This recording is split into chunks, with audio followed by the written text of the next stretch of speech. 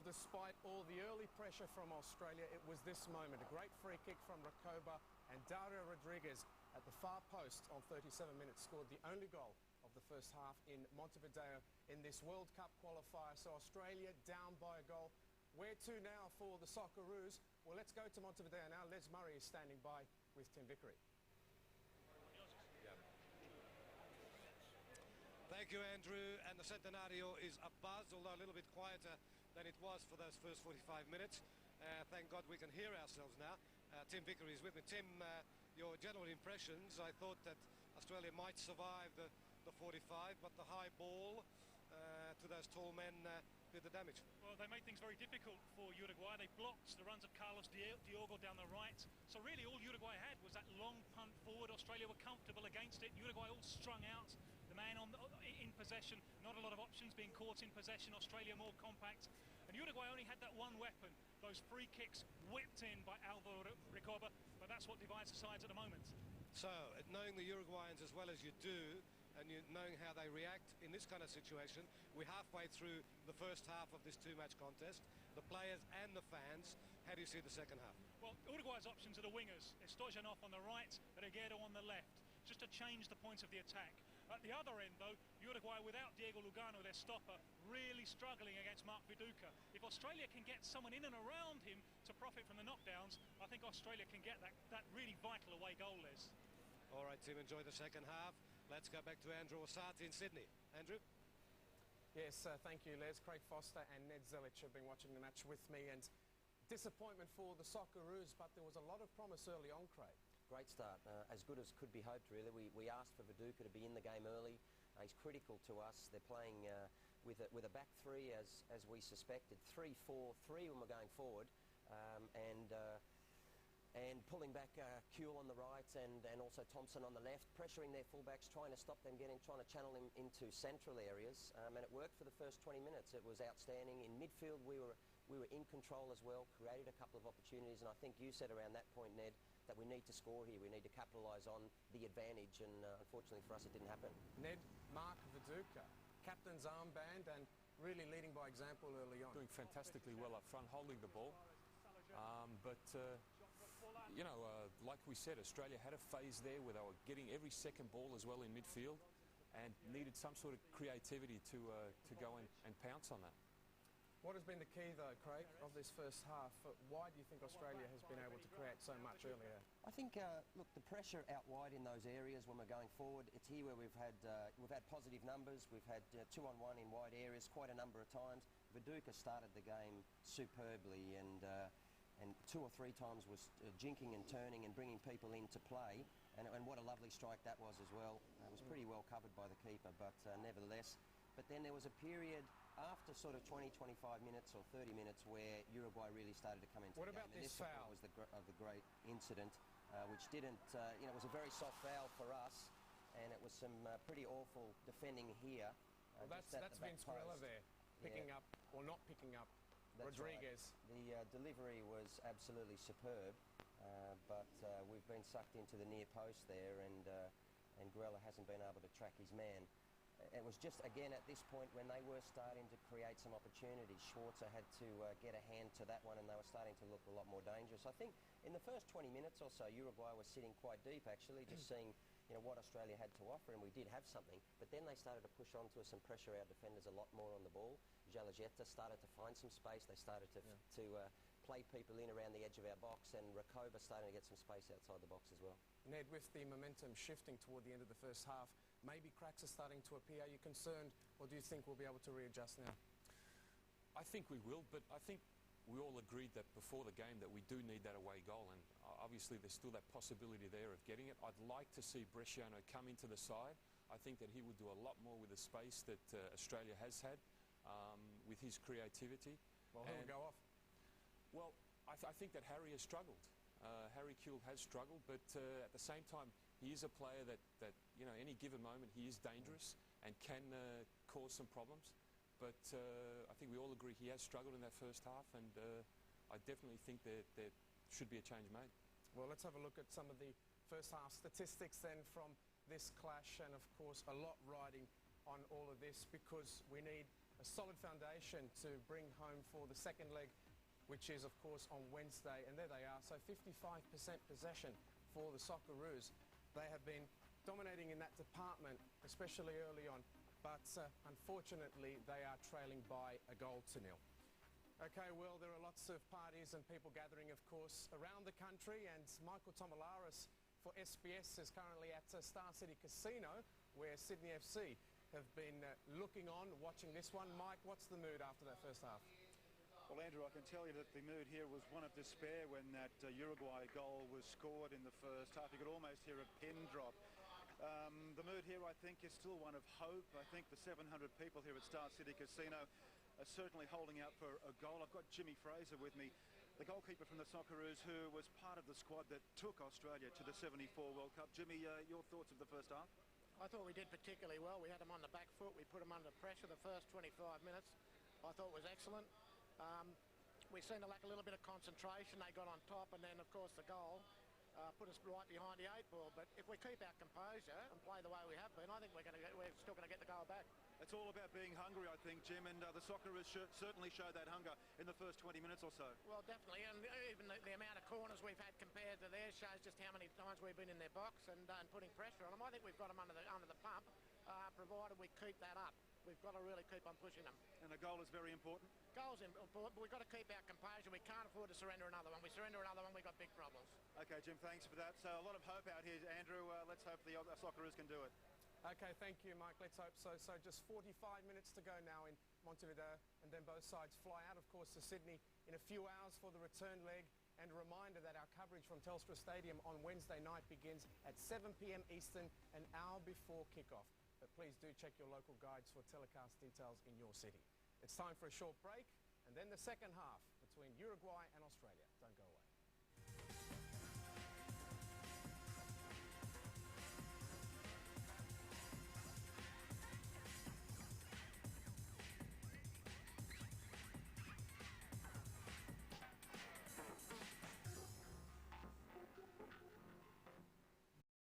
Yes, welcome back to our coverage. It's Uruguay leading by a goal to nil against Australia in the first leg of their final World Cup qualification playoff. Of course, the winner over 2 legs will go to the 2006 finals in Germany.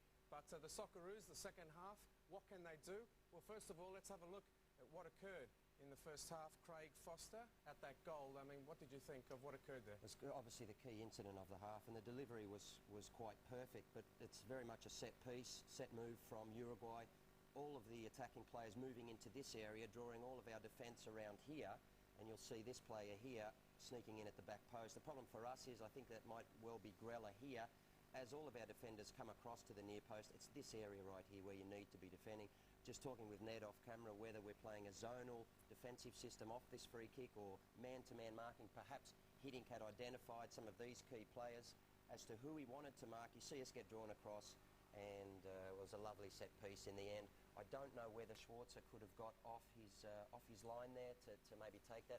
It was finished only a couple of yards from the line. I wouldn't mind hearing the opinion of Jimmy Fraser, we just saw there earlier, as to what he thought about it. But look, defensively, we did pretty well. You expect Uruguay to have a good period in the game where they're starting to create some opportunities. They didn't create many clear-cut chances, a few half chances, balls coming across the goal where Schwarzer had to save, but that was the one incident where we did lose concentration. Okay, I'll just update you on the scores from around the globe, because this is just one of 5 World Cup playoffs at present. The Czech Republic has defeated Norway away 1 goal to nil. Switzerland leads by a goal to nil against Turkey after 60 minutes there. And of course here, it's Uruguay 1, Australia 0. If you're just joining us live and exclusive on SBS from the Estadio Centenario. The Socceroos are back out. Ned, just some final thoughts before this second half. What would you like to see happen? Well, I'd definitely like to see Australia take more advantage of the space that they've been given. Obviously, it's going to be more difficult now. I think I can see Uruguay playing a more of a counter-attacking game, but we need more width and we need players going forward into space. Mark Viduka, really, of course, now he will be looking to drive the Socceroos, because here it is very crucial. The players have been saying an away goal could be what makes the difference for the second leg, Craig. What do you think will happen here? And we created some things in the first half as well. To me, the real key now becomes not only how composed the boys are. I'm sure Hiddink would be saying, okay, that's not terminal, it's only a goal. You expect them to score at home. Everyone did, really. If we can get on the score sheet, we're well and truly in this tie. But secondly, that man on screen right now, this is where he earns his crust. Whoever he brings on, the tactical changes, but particularly personnel that he makes in this second 45 minutes could decide the 180-minute tie. Ned was talking about Harry. I agree with him. It hasn't been the Harry Kewell of old. He can give you that moment of brilliance, but we need, in behind Viduka there, someone in touch with him more. And I wouldn't be surprised if Bresciano did come on. They are light on in midfield only with two there, and they push so many people forward. We need to create some things in behind Mark. Well, Kewell is out there, as we saw a moment ago, and now too is Uruguay. And of course, they lost Diego Forlan very early, but Silva has come on and has had some impact as well. Let's go back to the Centenario. Thank you, guys. We'll talk to you at full time. Simon Hill is your commentator.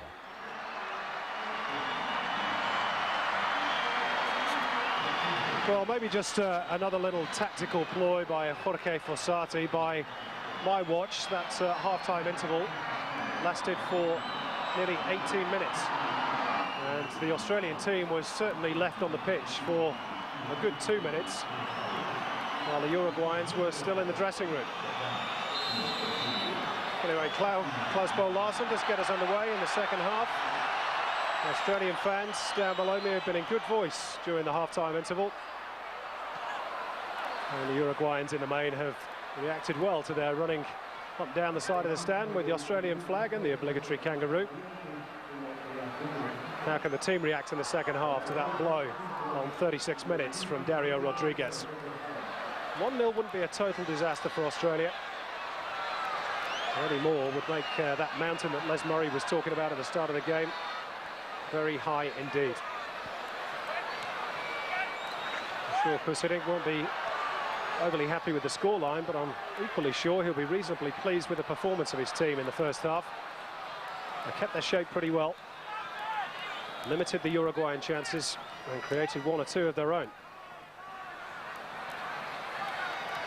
As a reminder, it's Australia in the green and gold, kicking from left to right on your screen in the second half. There's the substitutes bench. Chris Hiddink had a word with the fourth official just to remind him to keep Jorge Fossati back in the technical zone. Mind games that the coaches try to play. It's the football that matters, and here's Brett Emerton. Oh, took a huge deflection, it might just ricochet into the path of Viduka. Ran away from him, Archie Thompson's ball. Picked up by Chipperfield. Trying to get to the byline, does get the cross in, Viduka! Just wide.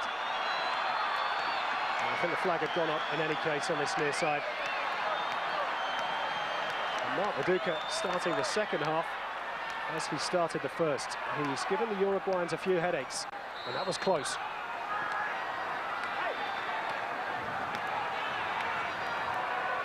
Good work by Scott Chipperfield on the left-hand side.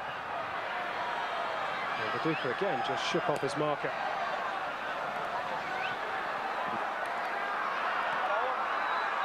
Overhead kick by Vince Grilla.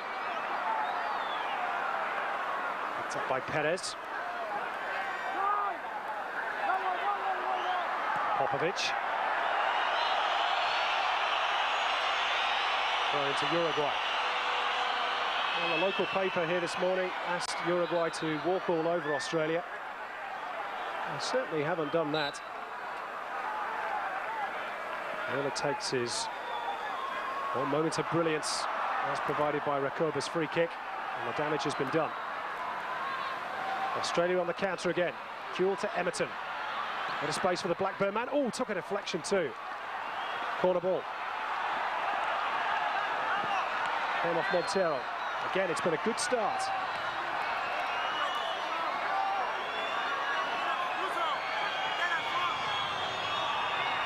Centenario crowd has gone a little quiet.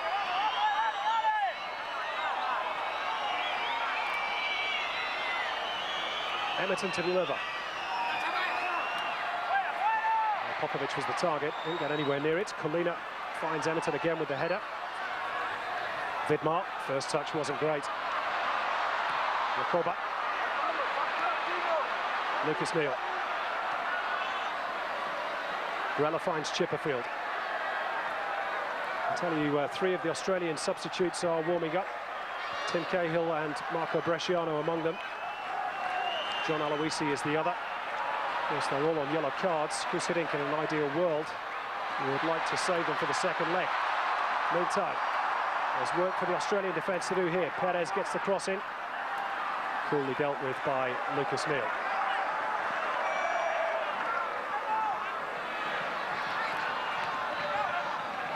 Kuhl in field for Kalina.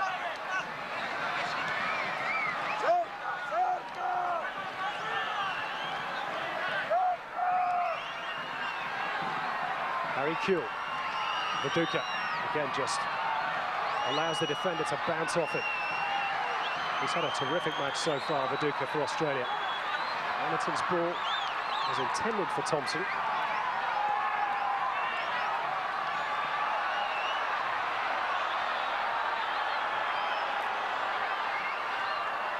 Dario Silva's touch.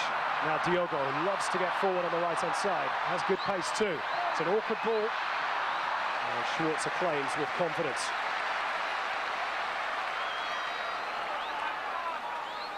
Now Emerton.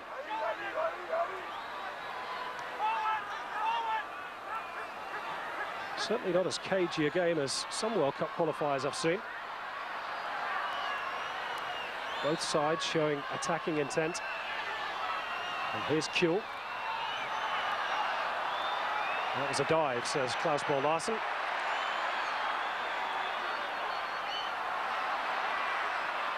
And now Dario Silva. Morales, the big tall target on the edge of the box. And the head just got between Neal and Vidmar, but of course had too much weight on it.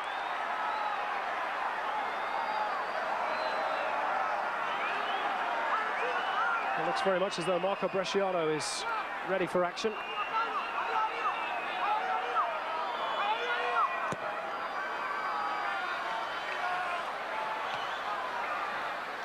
And a one by Montero, neatly done by Morales. Here's Rakoba, danger for Australia. And Rakoba shoots well wide. And he is the danger man. Credit too to Morales for the header. Angle wasn't great for Rakoba.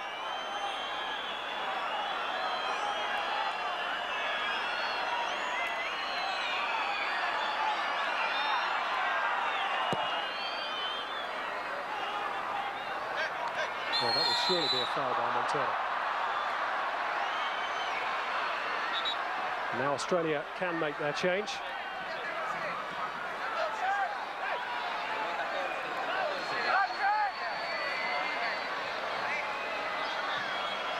And it will be Archie Thompson who's the man to make way. Not had too much joy tonight, Archie Thompson, out of the Uruguayan defenders.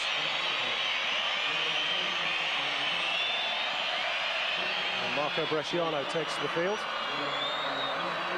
Win his 21st cap for his country. And struggling with that ankle injury all week has Bresciano, of course. Kuhl goes to ground. Might still win it. It was by Chris Hiddink, but he wasn't quite fit enough to play the full 90. Oh, risky back pass by Grella. And Dario Silva was alive to the danger. And Grella's taken a heavy knock.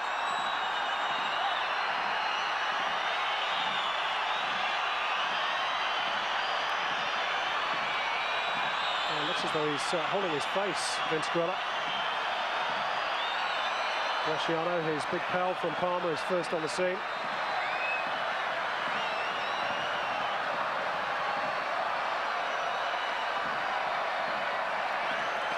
A chance for the Socceroos maybe to just reorganise a little bit following that substitution. Both Neal and Kuhl having words with the referee. And this is why it was Morales who banged into Vinny Grella.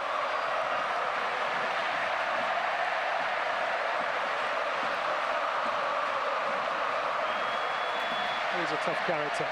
Here's the man from Melbourne.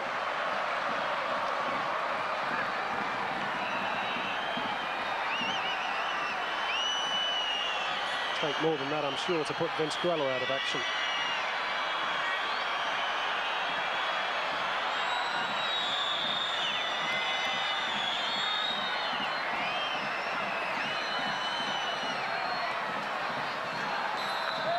Grella's just been told to come to the sideline. That is approval to come back onto the pitch. So Australia momentarily down to 10. Now Grella is back on the field. Jacoba swings it out wide right to Diogo. That's a dangerous ball to the far post, and Morales was sniffing for the opportunity. Took a combination of Vidmar and Emerton to put it behind for the corner.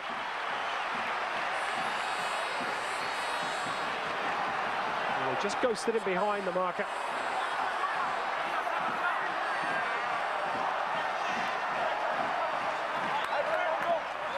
It's a corner for Uruguay. Jacoba as ever to deliver. Outswinger.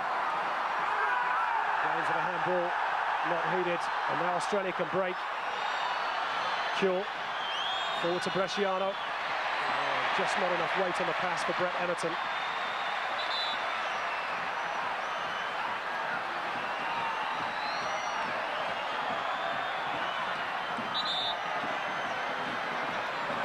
That's Diego Lopez who's down on the ground, which is why Uruguay kicked the ball out of play.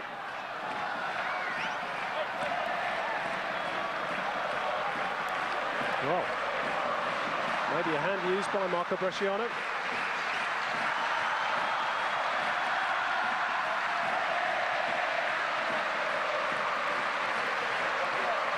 Jorge Fossati with plenty to say as usual. Just feeling the hamstring is Diego Lopez. He's of course hitting, feeling the heat.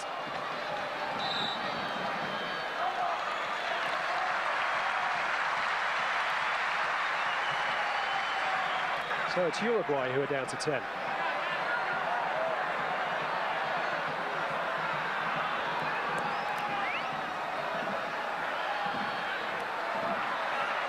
And one by Morales. Subsequently by Emerton. Bresciano nips in.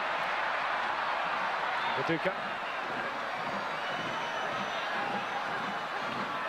Colina.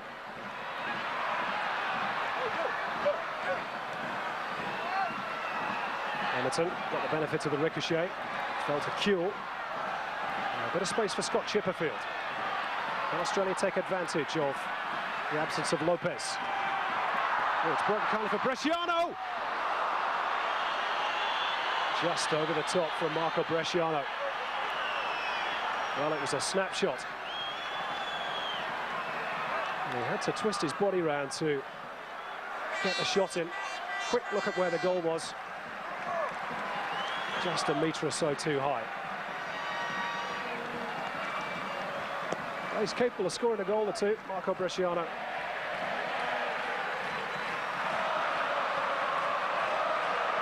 Diego Lopez is back on the field for Uruguay.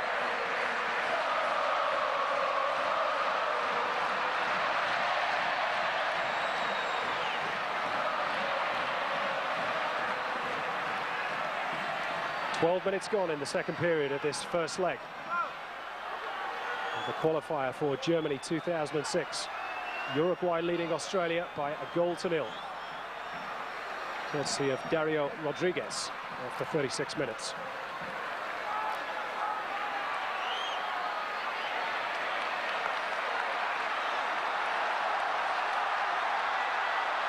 Well, Lopez doesn't look too comfortable, does he?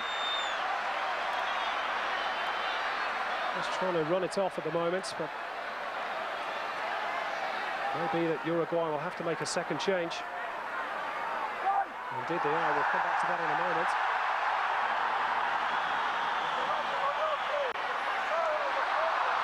Tony Vidmar on the stretch.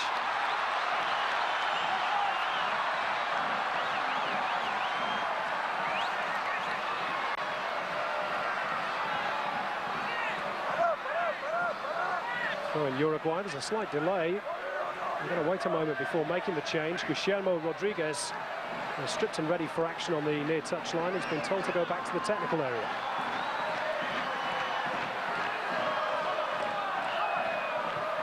Here's the other Rodriguez with the cross. Oh, Salajeta just didn't connect. Again, a worrying moment for Australia. Second time in the game, they left a man free inside the penalty area. First time they got punished. Second time they got away with it. Still the pressure is on. Diogo over the top of Dario Silva. Recoba blocked by Brett Emerton. Well, I think Emerton has got a case there. He's got to be able to shield the ball.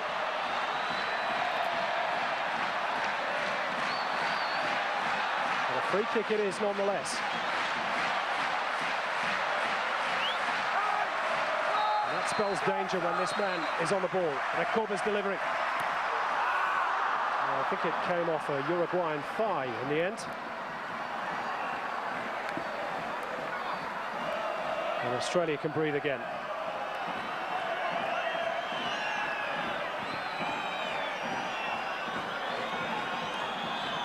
And maybe off the shin of Carlos Diogo.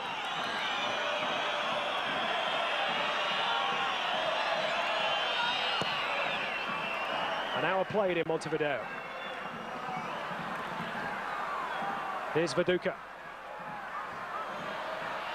Chipperfield just showed too much of it to Carlos Diogo.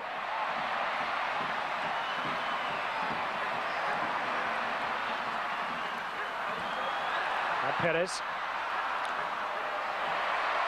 Perez again. Picked up by Pablo Garcia. Recoba sets off for one of those runs. He's in behind the goal. Now then, did Schwarzer foul him? Well, that's what the Uruguayan crowd are baying for. Controversial moment in Montevideo. Schwarzer had to come out and meet Alvaro Recoba. Again, he was in behind the Australian defence. Was there contact? The referee's decision is final. Well, some referees would have given that.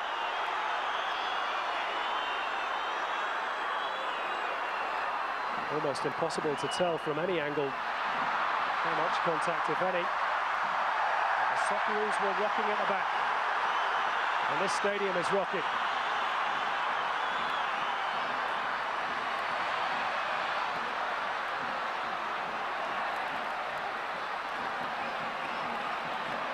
Carlos Diogo. Uruguay are going to make another change in just a moment. And it's a change that Tim Vickery predicted at half-time. Fabian Stoyanov.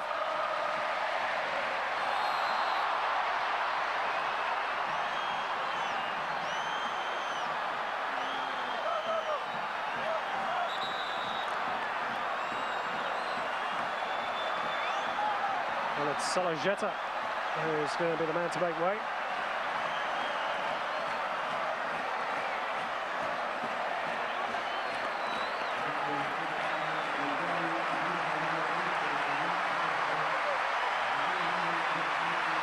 This young man, Fabian Stoyanov, is 23 years of age, plays his football for Cadiz in Spain. He's a right winger, and he is a huge talent. He's got searing pace. And Jorge Fossati obviously believes it's the time to go for the Australian jugular. And in fact, it's going to be a double change, because Diego Lopez has decided he can't carry on. So Guillermo Rodriguez will take his place in the back line. So there are now two Rodriguezes on the park for Uruguay.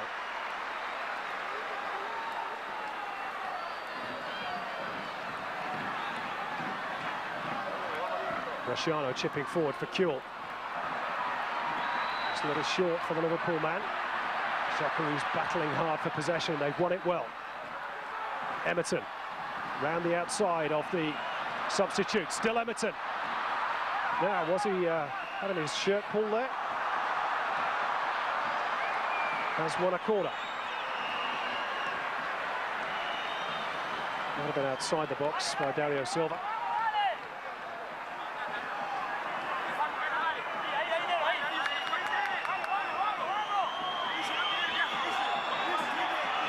Emerton to deliver.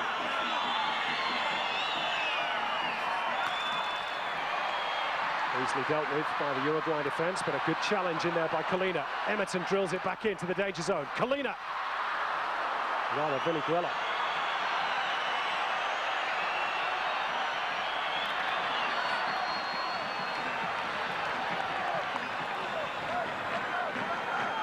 Do you detect a slightly more furrowed brow in the face of Kusudik?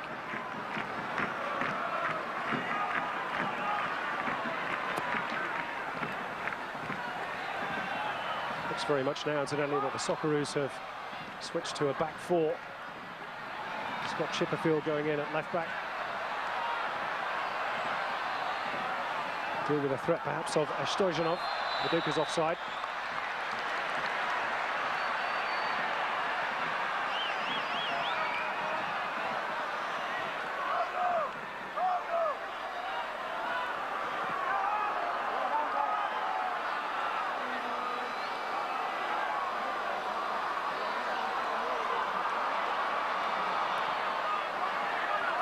Jorge Fossati has had a bit to deal with in this game. It's both Forlan and Lopez to injury. So far, he's not lost another player to a yellow card for the second leg.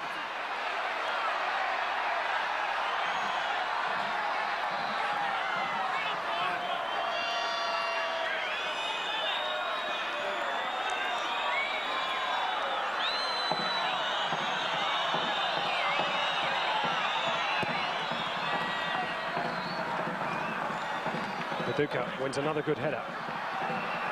Kuhl gives chase, up in the air by Montero. Free kick given.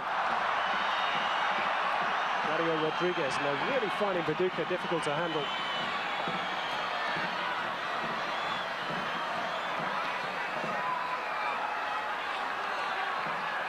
His muscular presence has bewitched at least 2 or 3 of the Uruguayan defenders. Lopez will perhaps be partly pleased he's sat on the bench.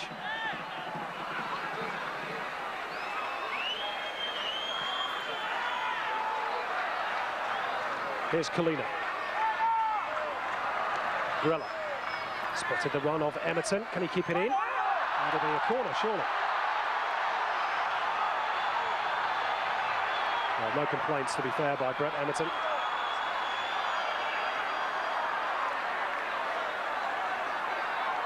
And that's why.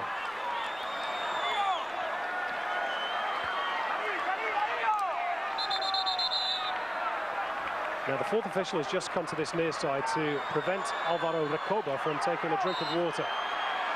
So there are all sorts of little tricks going on.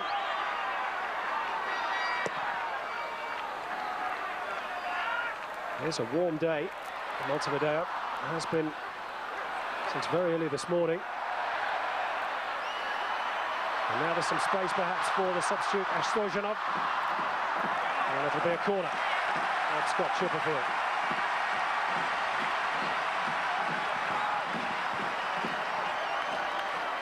We're nearing the midway mark in the second half in Montevideo.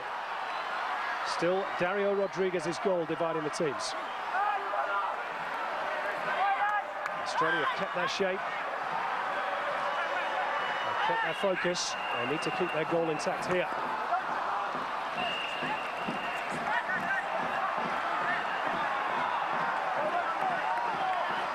Recoba will have a second bite of the cherry. Well, there was some shirt pulling there inside the Australian penalty area. Recoba delivers again. Good header by Harry Kuhl on the edge of the 6-yard box. Recoba twisting and turning like a slalom skier. And worth a try from any sort of range when you've got his sort of talent.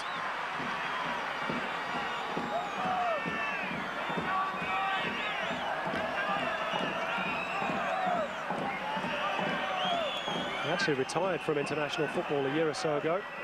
Alvaro Recoba was persuaded back by new coach Fossati.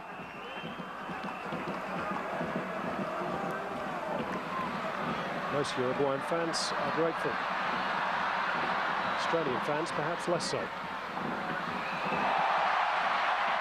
Now, bit of space for Uruguay again. That's a dangerous ball, and Vidmar had to be safe.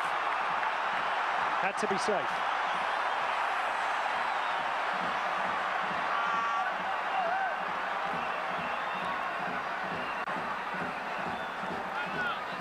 Mark Schwarzer, in truth, hasn't had an awful lot to do.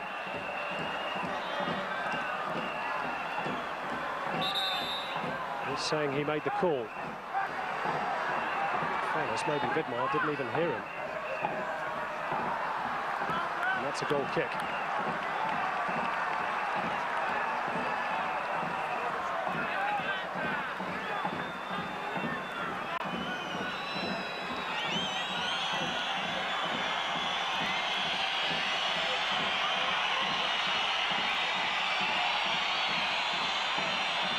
John Aloisi and Tim Cahill still doing some warm-up exercises on the touchline.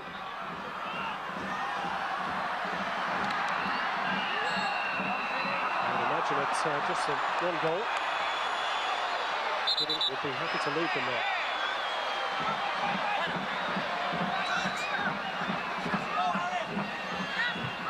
Into the final 20 minutes of this first leg. As Kuhl is after this one. Tear up. Showing all his defensive class. It's just too far for Colina. Good tackle in though by Vinny Grella. Colina finds Kuhl, who's peeled out wide right. Kuhl's ball in. Oh, not particularly well dealt with by the Uruguayans. And it's a goal kick.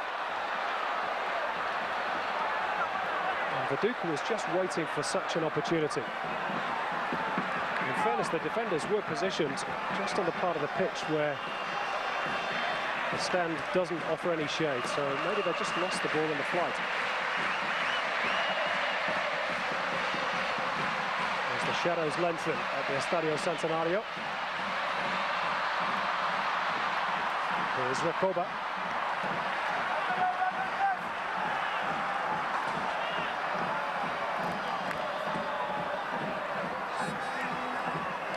Neil playing the central role in the back three tonight.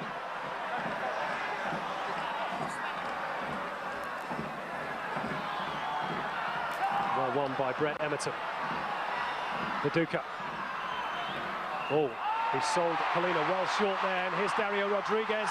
Body check by Tony Vidmar just on the edge of the box. Free kick.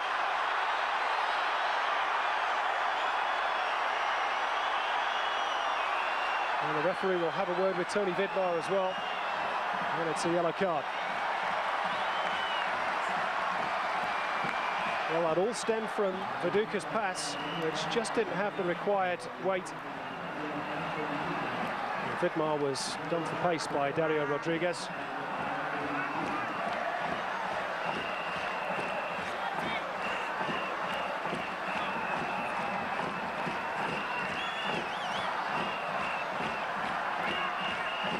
This could be a crucial moment in this two-legged tie.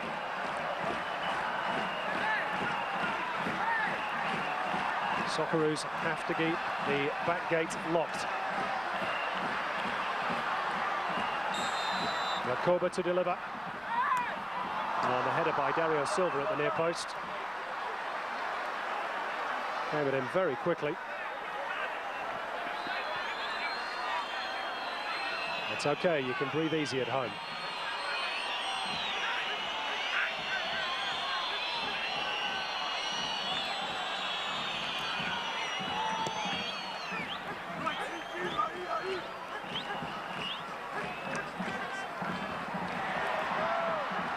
Lucas Neal just helped the ball on its way to Schwarzer.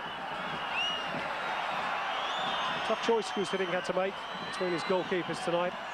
Zelko Kalac has pushed Mark Schwarzer ever so hard for the #1 jersey. In the end, I think the greater game time in the Premier League of Schwarzer told.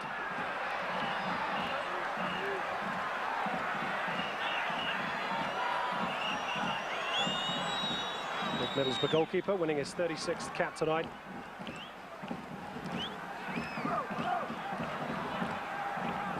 And here's Viduka. Kuhl. Everton offside.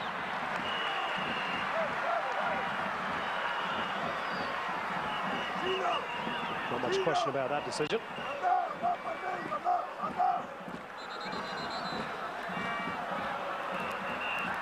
Now, Klaus Bo Larsen is coming across this near side to have a word with Jorge Fossati, who's been talking to the officials throughout the whole game.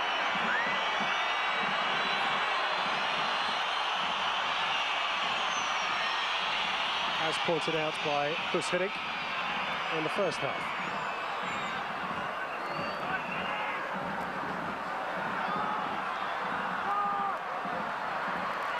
Grella was a little late in that challenge. Now this is a key moment for Vinny Grella, because of course he is one of the players on a yellow card. And again, Klaus Bo Larsen has erred on the side of caution, if you'll pardon the pun.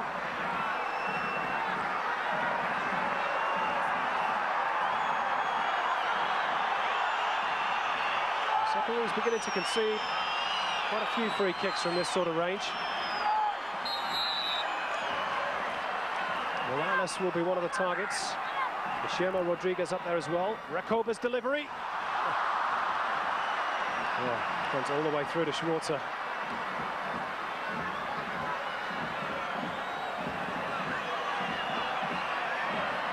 Australian hearts in mouths every time he gets the ball, particularly from a dead ball situation.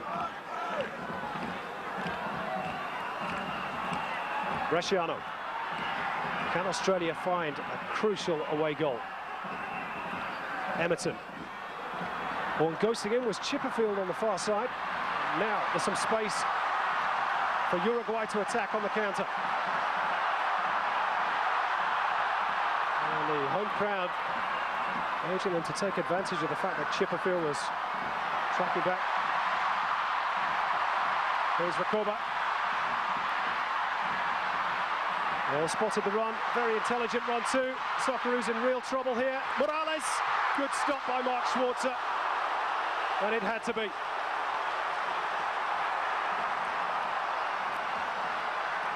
Australia at 6s and 7s at the back.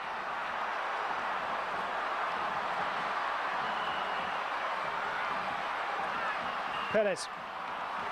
And that'll do for the Socceroos. Real chance for Richard Morales.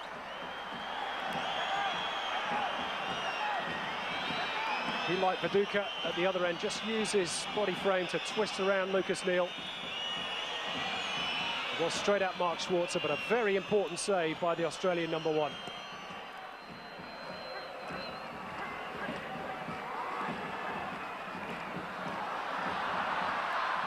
Grella got the call late. Viduka battling with Pablo Garcia.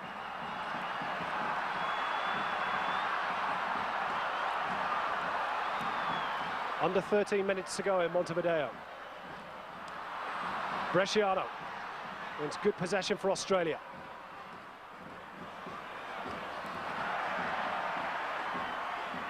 Grella.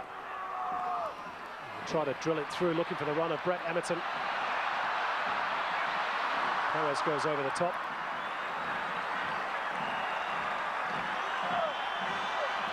Well, these are crucial moments in Montevideo. But Australia are about to make another change. John Aloisi is going to be the man to come on. May well be that it'll be the skipper to come off. He's worked himself into the ground tonight for his country's cause, Mark Viduka. But we shall see.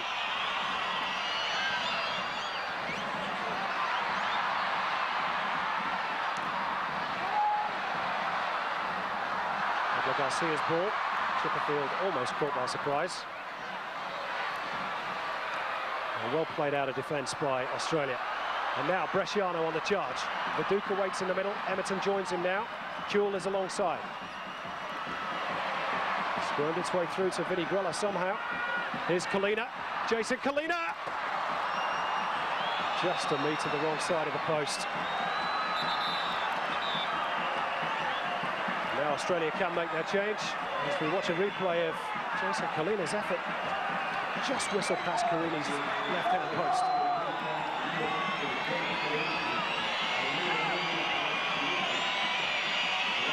Well, it is the expected change. Mark Viduka has given his all. John Aloisi will be his replacement for the last 10 minutes. Captain's armband goes to Lucas Neal.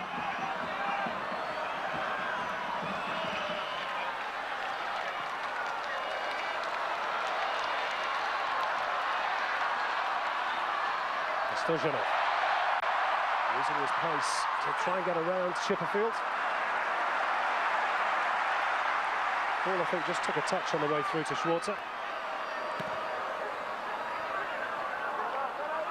He does get involved, doesn't he, Jorge Fossati? Actually spent some time in hospital before a recent World Cup qualifier against Colombia. Such was the pressure. Here's Stojanov. Put Australia under more pressure on a free header for Dario Silva. And he didn't make the most of it.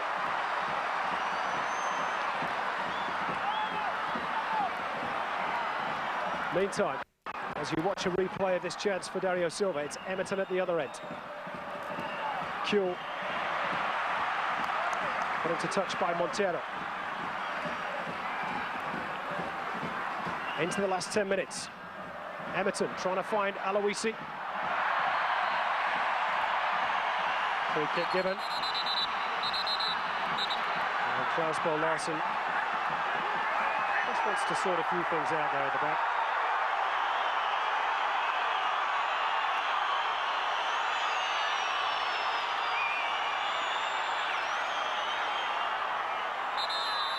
Well, no question it was a foul by John Aloisi.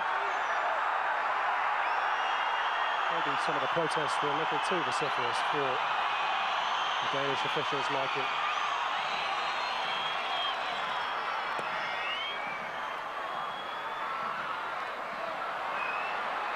Well, headers to nowhere in particular by Morales. And Collina brings it down neatly. And out of it by Pablo Garcia. And Kuhl battling away for possession. Now Diogo. Marciano tracks back. Stojanov. Trying to get past Scott Chipperfield. Dealt with by Popovic. Picked up by Perez. Chested down by Collina. Blocked by Pablo Garcia. Now Dario Silva. Schwarzer will watch those by all night.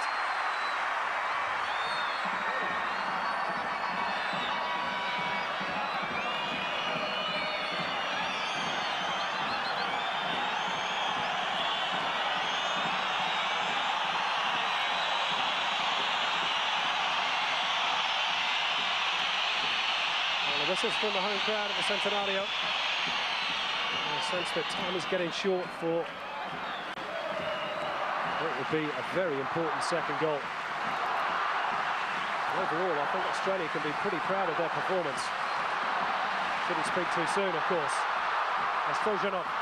Morales waits in the middle. Recoba too. Here is Recoba.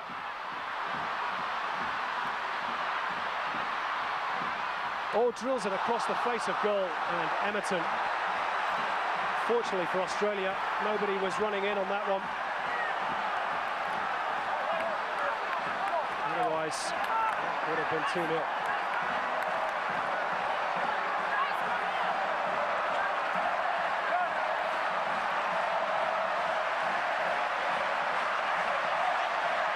Seven minutes to go. The atmosphere cranks up another notch in the Centenario. Recoba goes deep this time. Maybe a training ground move.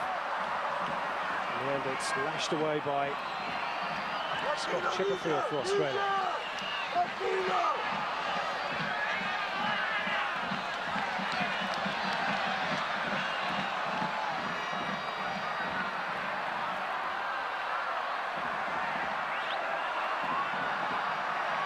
Goal kick. Tony Popovic has just taken a smack to the face in that challenge with Morales.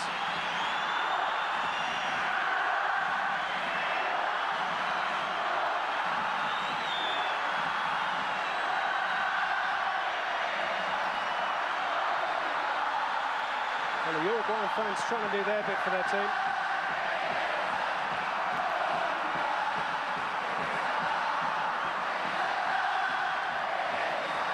Here's Emerton.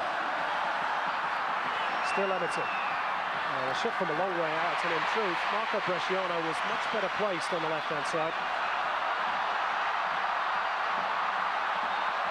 It's given Uruguay another chance to attack.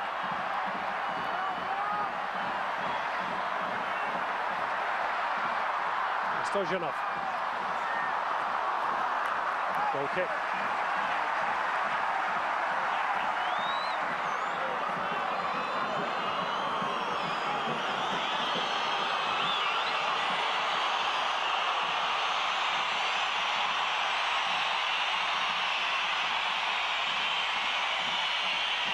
Well, you can understand the home fans' frustration. It's a sign of a job well done by Australia. Give or take 5 minutes.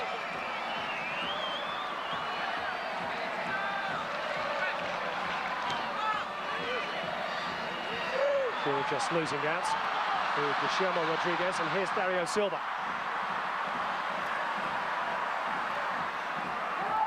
Looping cross towards Stojanov. And off Chipperfield, corner.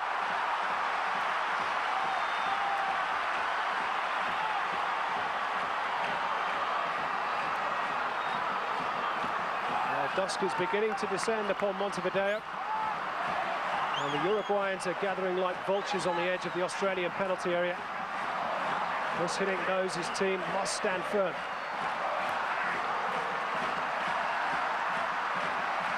Recoba's delivery, awkward at the near post, away by Vidmar. Recoba. Watched all the way by Mark Schwarzer.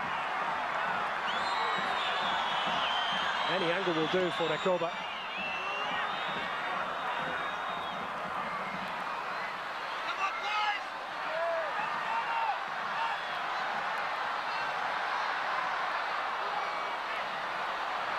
Easy for Popovic. Bresciano made a bit of a meal of it. Australia just need to be careful in these final few minutes. Here's Emerton.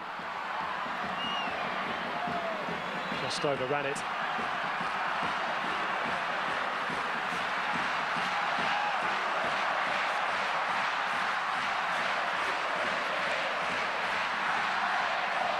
Now, ball up in the air, Schwartz has come. This is real danger for Australia. Was it a bit of shirt holding to Recoba? And Schwarzer sticks out a big left paw and puts it behind for a corner. Uruguay thought that was their moment for a second goal. And again, it's Recoba causing all the problems for Australia. 2.5 minutes to go. Morales header, didn't get enough on it, goal kick.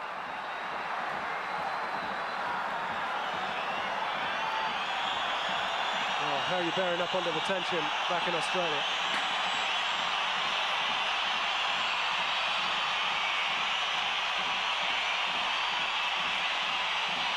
Another 90 minutes to come, of course, yet in Sydney on Wednesday night. I have a feeling this scoreline might just do Chris Hiddink. Here's Colina. Away goal would be even better.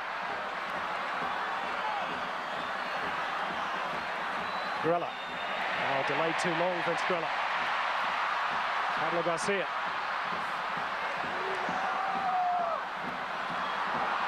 Well, one back by the Socceroos. And Uruguay trying to push forward. They're leaving some spaces at the back, which Australia can exploit. Here's Kuehl. Little dink through to Aloisi. Might drop for Bresciano. Still Aloisi. Came off the Uruguayan heel.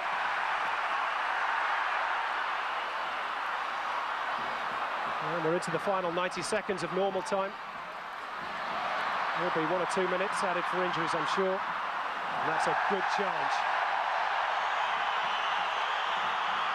Scott Chipperfield had a decent game on the left flank. And that will eat up another few vital seconds for Australia. How many, inquires Dario Rodriguez.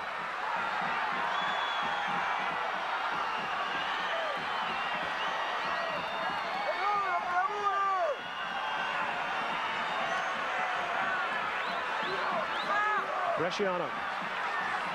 Back to Chipperfield. Towards Aloisi. And he got a portion of it. The goal here of the Confederations Cup. Couldn't quite get enough on it.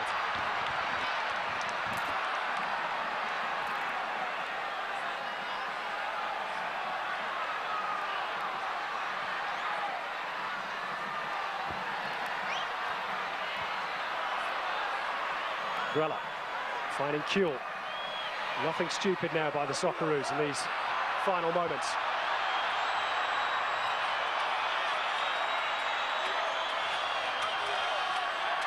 There'll be 4 minutes of added time. Colina has gifted possession to Dario Silva. Uruguay on the charge. And well dealt with by Lucas Neal. Oh, and Aloisi was chopped from behind. And that will be a free kick, and I think a card too. And justifiably so. And it's Dario Rodriguez, the goal scorer. Well, he certainly doesn't want to receive his card. He's going to have no option. And would you believe all those yellows that Uruguay have been taken into this game? The only player that is booked is Dario Rodriguez. He wasn't on a yellow. Meantime, out of your picture, Kuehl is taking a drink on this near side, and again the fourth official has come across.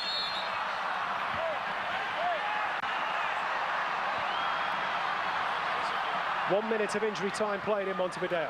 Uruguay 1, Australia 0. Shade under 3 minutes to go. Can Australia hold on here for this scoreline? Popovic shrugged off by Morales. Only partially clear. Picked up by Perez. Lucas Neal. He did go over the top of Morales, but that was legal in the opinion of Klaus Bo Larsen. Stojanov. Dario Silva was up on the far post. Emerton was back defending. And it's an Australian throw. No, it isn't. It's a Uruguayan throw. The referee changed his mind, and Husinink is furious.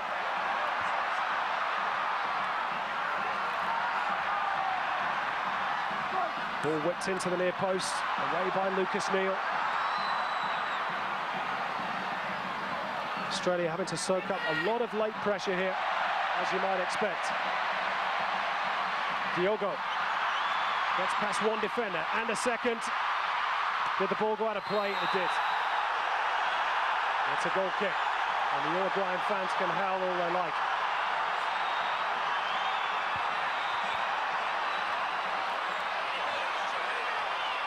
Well, Vinny Grella, in fairness, went in with 2 feet there.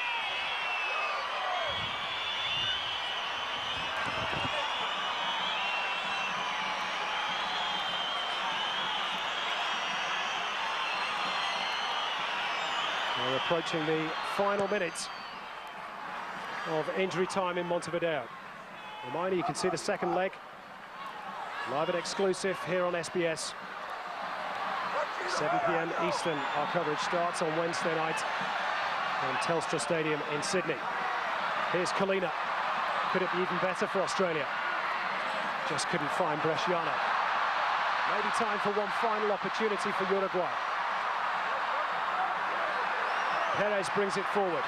Stojanov is wide. Cross towards Dario Silva. Into the side netting. And that may well be that.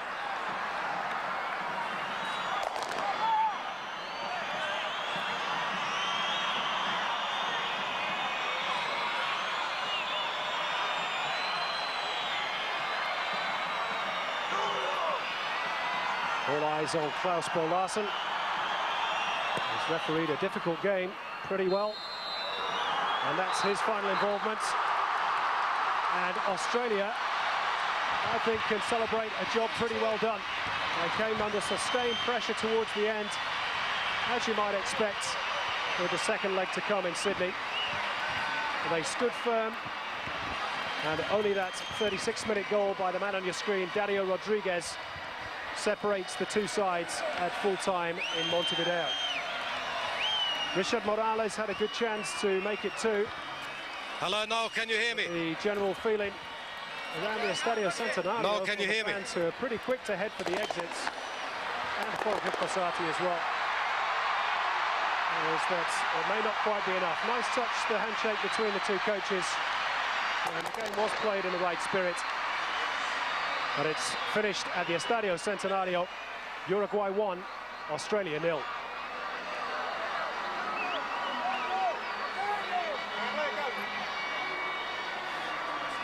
What's going on? Yeah, Simon Hill, your commentator at the Estadio Centenario. So Australia, 1 goal down now, goes to the second leg on Wednesday. And can they do it? It's been a very interesting match indeed. Craig, I guess we've been jittering here because that second half, Uruguay really threatening. Well, we died 1,000 deaths in the second half, but it was a brave second half performance for me, particularly in those wide areas, but around the back of our central back three was real concerns because Emerton and Chipperfield were pushing on, but Chippers did a great job getting back. Rakoba and Stojanov, when he come on, were really exposing us there, but the central three, look, we lived dangerously. They had several chances, but when you think about Schwarzer, he never really had a world-class save to make. It was just tipping things around the bar and what have you. But the central boys, Popovic, Vidmar and Neil, outstanding second half to keep it at that scoreline, which to me is a good result. Well, we've got Husidic now, who's standing by with Les Murray.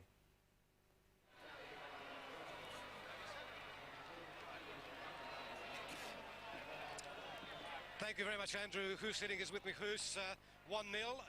Happy, satisfied? No, I'm not that satisfied. When you see the game, we dominated the first half completely. We were not determined enough to finish it off. And we got a sloppy moment on the free kick, which I doubt it was a free kick. I think the linesman made a good judgment, but the referee took it wrongly over. He broke his flag. He wanted to point it out the other way. From that free kick, we got our goal. But we played a very good game. But when you have a good game, you have to finish it up because we know that they are very dangerous on set pieces. They were not in the game, just on set pieces. I'm glad for the boys. They did very well, very determined. But in my experience, those games, when you control them, you have to finish them off. But it's a good result. Okay, now, Fossati said before the game, or he was quoted saying, that he'd settled for a 1-0. Does that mean that you expect a thoroughly defensive game from the Uruguayans in Sydney? Yeah, I think so. They will defend. They know to defend. That's why I have my mixed feelings. When you're so dominant, so controlling the game, then we have to finish it off, or at least make a draw on 0. But overall, of course, we have everything in our own hands in Sydney. Okay, you can't reveal any team changes at this point? Well, we have to see what the damage is physically. Mentally, the boys I'm very proud of them. They worked the whole week very hard. Physically, we have to see. And I have to think in the upcoming, I have hours to fly, as you have, to think what we can do tactically. Maybe a change, yes or no, I don't know yet. All right, good luck on Wednesday. Okay, well done today. Who's hitting the Australian national coach? And I'm sure there's some analysis is waiting to be done in Sydney. We'll be back with one of the Australian players in a moment. But for the moment, back to you, Andrew. Thank you, Les. And Ned Zilic, how did you see this game? Because Australia has come away, let's not forget, with a 1-0 defeat away from home and now going back in front of the home fans in Sydney. I mean, it's a good result, despite all the disappointment from Hidick not being able to close out the dominance. Well, I think Australia did well in that first half an hour where they looked dangerous, looked a lot more dangerous going forward than Uruguay. But I thought in the second half, Uruguay did expose Australia a bit at the back, and a few cracks were starting to open there. But just lucky for us, a bit of poor finishing as well. Kept us in the game. So definitely a good result for us. Obviously concerned not getting an away goal, but 1-0 is okay. Well, let's get some thoughts now from defender Lucas Neal, who's with Les Murray. Thanks, Andrew. Lucas Neal, the Australian central defender, is with me. Lucas, we just heard Who's Hitting say that he regretted that we couldn't finish them off, the Uruguayans off, when we were dominating. Are you of that view? Yeah, I think we could have a little bit more belief that we could have got a couple of goals here today. We certainly had enough attacking play to suggest that we had chances to score. So we know that Uruguay is going to sit back and defend really well now. So it would have been nice to take something away, but we'll take a 1-0. Well, 1-0 is not so bad. I mean, you did the marshalling the defence. You had a nasty time on those set pieces, particularly with Recoba's free kicks and corners. It must have been a very difficult hour and a half for you. Yeah, it was. I think they relied heavily on the set pieces. The two big guys weren't going to give too much mobility and pace in behind us, so they were relying on the quality of Recoba. But I thought we defended really well. They bombarded us in the second half with a lot of crosses, but I thought we dealt with them reasonably well. Now, the atmosphere, the crowd, this place must have been very intimidating for you. It's going to be different, of course, in Sydney. How did you manage to cope with that? It was hard occasionally to communicate, but overall no one was intimidated. There was a lot of belief before the game from everybody in the change room that we could come here, show no fear and get a result. And I think now if we put the shoe on the other foot and get 80,000 wild Australians going at Uruguayans, I think we can unsettle them. Absolutely. All right, Lucas, well done today. Thanks. See you on Wednesday. Good luck. Lucas Neal with us, and just echoing what Lucas had to say there, the word from the Football Federation and indeed us here in Montevideo is that everybody should get out there on Wednesday, as much of you as possible, in gold-coloured shirts. So get your gold-coloured shirts on so that the scenery is dominated by Australia on Wednesday. We'll have more for you from the Centenario before we finish off today. Let's go back for the moment to Andrew Orsatti. Andrew? Yes, and just on that point, Les, I can also tell you that stadium officials at Telstra, Australia's home ground, will be looking for you to get out there very early as well, by about 7:15, to avoid chaos and congestion getting into the stadium and to be there ready for the warm-up. So try to get out there in gold as well, as you heard from Les Murray. But Craig, I want to ask you, how costly is it now that Australia has failed to score away from home? Because you can sense there that the players, despite all the effort, really thought that a goal there was there to be taken, but it didn't happen. Well, look, it would have been lovely. I think Hiddink said it perfectly. You know, it would have been great when we were playing well in the first half. We had the lion's share of possession and we were starting to look as though we were creating some things. I remember Viduka had a couple of shots from outside the box. Chipperfield was getting forward and getting in behind them in that first sort of half hour. In the second half, we offered very little going forward. And when they put the foot on the accelerator, they were really putting us under enormous pressure at the back. And that's why I say it's a brave performance. So in the end, when you look at it on balance, it's an excellent result. Because, I thought Vinny Grella, was good. Colina, to me, was outstanding. He was disciplined in the centre of midfield.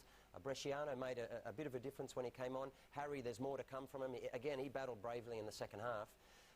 But it's now in our hands. That's the beauty to me.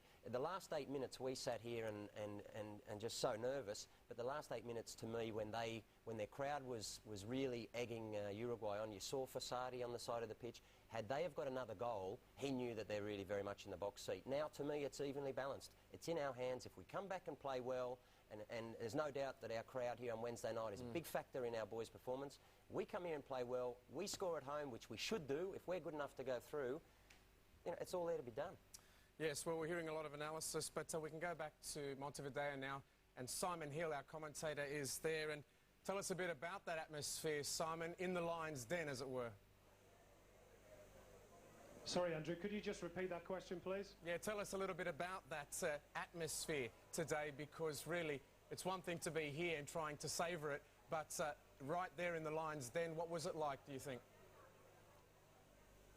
Well, I think the fact that I couldn't hear your first question probably tells you everything you need to know, even though the full-time whistle is gone. It was pretty noisy out there today, and the Socceroos have done fairly well, I think. I thought they coped with the pressure from the Uruguayan fans and the Uruguayan team reasonably well. They kept their shape, they kept their discipline. Okay, the last 20 minutes they came under siege a little bit, but I think you've got to expect that. And the fact that they go back to Sydney with just a one-goal deficit, and now the Australian fans can hopefully make the difference for the Socceroos at home, I think it sets it up absolutely beautifully. Simon, what about the team? Because you've been following them, of course, when they were preparing in Buenos Aires. There was a lot of confidence in the camp. You know, how do you think they'll react now to this coming into the second leg? Well, I think really a 1-0 defeat would have, obviously they'd have preferred a draw or maybe even a win, but when you consider that neither Argentina nor Brazil have ever won here in a competitive game, that just gives you some idea as to the Uruguayan record here at home. It's a fanatical crowd, they've got some wonderful individual players, and to keep them all quiet for 90 minutes. I mean, what about Richard Morales? I don't think apart from that one chance that he had a kick out of the central defenders for most of the game. So I think who's got his tactics pretty much bang on. Okay, there was one defensive lapse that led to the goal, and maybe one or two others as well. But you can't keep players like Recoba quiet for a full 90 minutes. The trick is to keep them quiet for the majority on Wednesday night, and hopefully, you know, the likes of Bresciano and maybe Tim Cahill can come into the team and give them a little bit more in attack in front of the home fans. But hey, didn't Mark Viduka play well as well, and Harry Kuehl? I thought there was, you know, 11 or 12 or 13 if you count the stars for Australia today. I don't think it's a bad result at all. It's not over by any means, but I think they've done all right here tonight. Okay, thank you very much, Simon, and have a safe trip back to Sydney. We'll see you, of course, in the coming days. That was Simon Hill, match commentator today in Montevideo, and he'll be calling the action at the second leg at Telstra Stadium as well. But Ned, I want to ask you a little bit about the way forward now, going into a match with the fans behind us. How do we attack this one with a goal deficit? Well, I mean, obviously, it's with the result, it sets us up for a fantastic scenario. But at the same time, you have to be really careful. I mean, if you concede one, automatically you need 3 to go through.